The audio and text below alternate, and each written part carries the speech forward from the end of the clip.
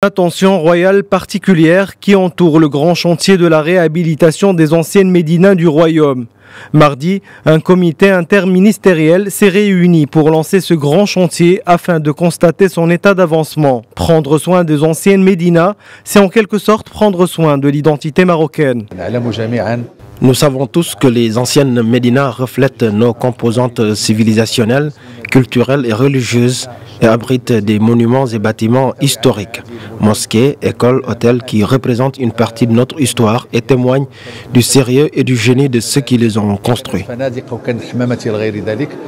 Le programme de réhabilitation des anciennes médinas du royaume s'intéresse aussi à l'aspect touristique mais surtout social puisqu'une grande partie de la population marocaine y vit. Ces programmes de réhabilitation des médinas recèlent également un volet social qui concerne l'amélioration des conditions de vie des populations et un aspect économique relatif notamment au renforcement de l'attractivité touristique et économique, outre leur portée civilisationnelle et sociétale. Par ailleurs, restaurer les anciennes médinas doit répondre à des règles précises afin de garder leur authenticité et aspect architectural initial.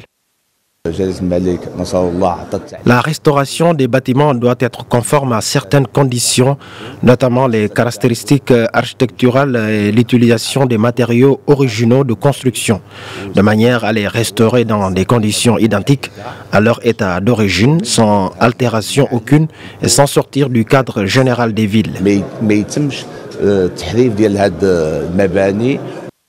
Outre la ville de Fès, visitée lundi par le souverain, plusieurs autres villes marocaines vont profiter d'un programme complémentaire de valorisation et de réhabilitation de la médina de Casablanca et Rabat, l'ancienne médina de Marrakech, les anciennes médinas de Salé et de Meknès, mais aussi les anciennes médinas de Tétouan et d'Essaouira. Budget global 2,35 milliards de dirhams. Ces programmes se déclinent notamment à travers la réhabilitation des sites historiques d'activités économiques, des mosquées, des écoles coraniques et de musées, le traitement des édifices menaçants ruines, l'amélioration de l'accessibilité à ces médinas via l'aménagement de parkings, la rénovation du système de signalisation et la mise en place d'un système d'information électronique pour le renforcement de l'offre touristique.